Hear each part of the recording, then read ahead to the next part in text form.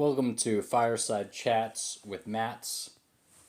It isn't the possessive form, it's the plural form, so it's kind of weird, but I like. I was just thinking before this, like very shortly before this, within the minute of my recording it, that I was thinking, that I was going to present this as if I post it anywhere. And the thing is, I will post it, but I didn't realize. I was like, I've got my websites all. There's like the central hub of MatthewFrancisHaviland.wordpress.com, and that links to most of my online content. And I still would like to see what fucking where Broken Barnacles is. I'd still really like to see that because, oh fuck, I'm on my level 3 limit breaks for Eris. I always thought that Eris in Final Fantasy VII was this really strange character because, spoiler alert for Final Fantasy VII, but as at least one video, and I think even multiple videos have said, this is, it's like one of the most spoiled things of all time in video games. It's spoiled right up there with like the most spoiled things in literature in terms of like you know, I don't know. I actually haven't read Dracula and I'm not quite sure how Dracula finishes, but I imagine it might be similar to like the stake through Dracula's heart in terms of like everyone knows a vampire. A vampire is you take it out with a stake in fantasy lore or whatever, or folklore or mythology. And everyone who plays video games generally, if if you have sort of a passing knowledge of video games or an okay knowledge, or like, I guess it might be termed retro games now, although the remakes of Final Fantasy VII are doing well, but you know that Eris dies. So this is a character where you train her and you just lose her. Like you lose the whole character, and I was thinking, well man, I actually looked up today how do you get Eris's final limit break? Because Eris seems to have the same limit break setup as the other characters. And it seems like sort of a game long prospect to get the final limit breaks for the other characters, but for Eris, she's like dead like halfway through the game or something. And so I looked it up and it's actually pretty simple. And the thing about RPGs and why I think I think it's one of the nice things about so-called grinding where you're just basically doing repetitive battles over and over again to gain levels or to gain particular things, in this case, a limit break, which isn't the same thing as gaining levels.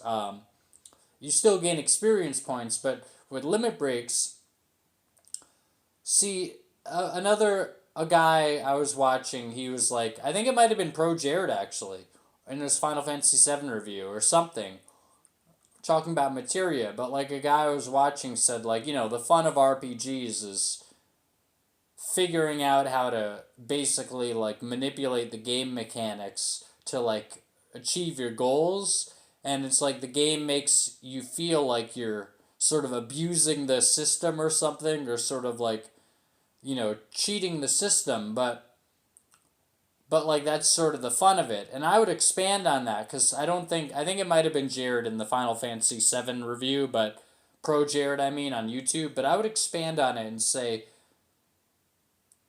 yes, it does feel like sort of cheating the system or cheesing it in Dark Souls terminology in terms of like fighting bosses in easier ways. But, and by the way, I found the best cheese ever, the best easy way ever to beat Ornstein and Smo, if you ever want to know. You just circle around you circle around the arena. I talked about this on Truth or Raps on YouTube channel, but you circle around the arena and you shoot. You don't even have to shoot magic. Actually, it's not even optimal to shoot magic until the second part of the fight. You circle around the arena, make sure to keep Ornstein and Smo in your sight at most times if you can, and you just hide behind the barriers. You sort of try to avoid both of them by just sort of walking away strategically and having them trapped behind barriers, as trapped behind the little pillars even after they're broken, as they approach you. And then you just, when you see them do an attack where you have enough time to go in for a hit, you just go in for a hit. And you take out the little guy first, and then the big guy is, you know, after a while you'll take out the little guy, and then the big guy is there, and you've saved enough magic. I had like greater soul arrows and just soul arrows, so that was like 50 shots.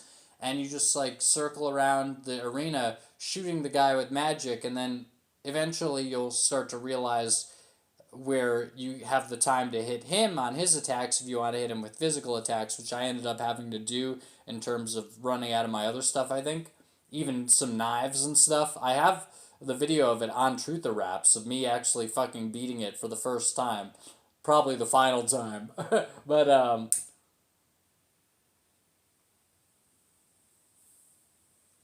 who knows? I beat Dark Souls 2, I think, twice, and I'm on a New Game Plus in my file for it, but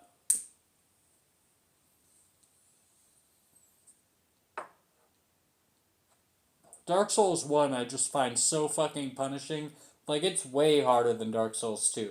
I beat the shit out of Dark Souls 2, and people were saying, like, oh, Dark Souls is so hard, and I was like, it's really not. Like, it's not even, like, hard at all.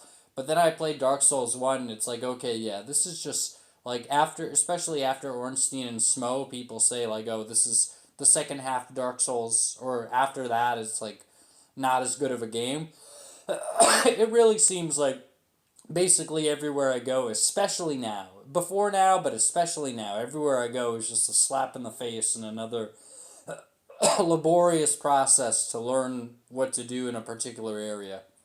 But with Final Fantasy VII, it was someone wrote down like a few easy instructions to, get Eris to the point where she gets her limit break, final limit break. The only thing is, it takes a decent amount of grinding, i.e., like getting into fights with enemies over and over, but I found the best way to do it. Basically, the first limit break of every level, to get the second one, you have to do the first one, I guess, like 8 times, or that's the main way to do it. But then, the second limit break of every level, you have to kill 80 enemies as that character. Like, have that character finish off 80 different enemies. So I found the easiest way to do it, you don't even have to fight, in fact, you don't want to fight enemies that are even near your level, you just fight lower level enemies, and you go to a place where they appear in groups as much as possible, and then you take them out. That's for the killing 80 enemies part, and then for the doing the limit break 8 times part, then you want to go somewhere where the enemies are more close to your level, and then you just have them damage you enough to do, to get your limit break 8 times, and it'll be a lot faster with enemies close to your skill level.